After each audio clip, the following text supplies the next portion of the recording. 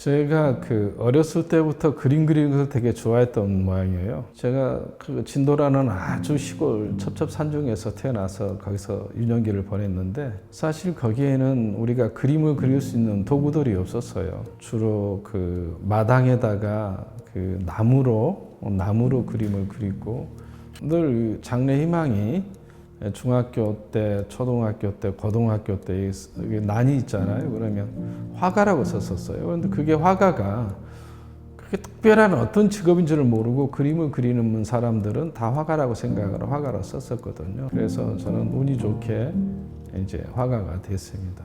우리가 경험하는 지금의 현실 세계는 혼란스럽기만 합니다. 모든 것이 가능하지만 그 어떤 것도 확실하지가 않거든요. 지구의 문명은 전반적으로 변화의 국면에 처해 있지만 우리는 그 앞에 무력하게 서 있습니다. 그동안 우리는 숨 쉴 틈도 없이 달려왔거든요. 그래서 자연과 괴리되면서 상신될 일상에서 육체와 정신이 균형을 잃은 지 오래됐습니다.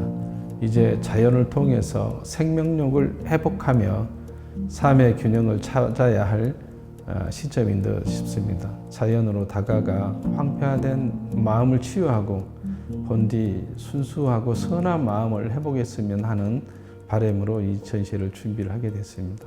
저는 작업을 자연에서 얻습니다. 노자의 도덕경에 도법 자연이란 말이 있거든요. 바람이 부는 대로 물 흐르는 대로 살아라.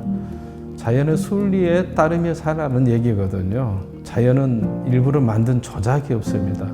항상 변하는 과정 속에서 어떤 질서와 균형, 조화를 이루거든요. 조화 속에서 그림의 정면한 구도를 찾아서 작업을 합니다. 그래서 자연에 대해서 늘 감사하는 마음으로 살고 있습니다. 요즘 서양화 또는 동양화라고 이분적으로 나누는 것은 조금 불편한 시대 상황입니다. 그러나 굳이 이해를 돕기 위해서 분리를 해서 얘기를 한다면 화면에 동양적 사고가 담겨 있으면 동양화라고 얘기를 하고요. 또 서양적 사고가 담겨 있으면 서양화라고 얘기를 합니다. 근본적으로 문화적 출발점이 다르거든요. 서양은 해양 문화권으로서 자연을 정복 대상으로 생각합니다. 왜? 그들은 인간 중심이기 때문에. 즉 개척, 도전, 정복이라는 용어에서도 우리가 추론이 가능하고요.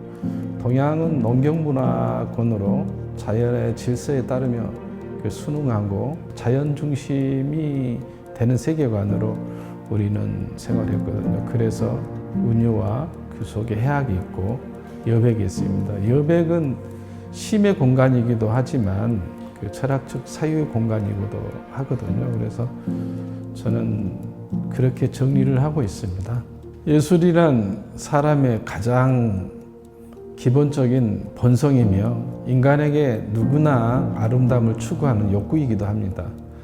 예술은 본질은 아름다움에 있거든요. 그래서 그 아름다움을 통해서 행복해지는 데 있습니다. 그러므로 예술은 삶의 근원적 질문이며 행복을 추구하는 데 중요한 요소입니다. 우리가 예술 없는 세상은 생각만 해도 끔찍한 일이거든요. 그래서 우리는 삶에 깊게 스며 있는 예술을 우리가 느끼면서 살아가야 됩니다. 예술이란 게 우리 삶에 깊이 스며 있고 그리고 관여하고 생활의 일부입니다. 제가 자연을 하나의 스승으로 삼고 작업을 했듯이 자연 속에서 느낀 나만의 크고 작은 감정들을 다른 사람들과 나누고 싶습니다. 그림은 눈으로 보고 즐기는 것을 넘어 그 아픈 마음까지 치유한다는 것이 저희 평소 생각이거든요. 그림은 손으로 그리는 것이 아니고 손은 도구일 뿐이고 그림은 마음으로 그려야 된다. 내가 온전한 마음으로 그림을 그렸을 때 보는 사람들도 마음으로 감상을 한다. 눈으로 감상한 것은 쉬운 일이지만 마음으로 그림을 그려야만이 비로소 그림 감상자도 마음으로 그림을 감상하게 된다. 우리가 과학 문명이 살고 있지만 사람들은 자연과 더 가까이 다가가서 그 자연이 가지고 있는 그 질서와 균형을 찾아서 사람들이 그 일상 속에서도 행복해지고 그리고 평온해지고 그랬으면 좋겠다는 생각을 하고요. 제 그림을 통해서 많은 사람들이 마음의 치유 또 내지는 평화 또 내지는 고요해졌으면 좋겠다는 생각을 합니다.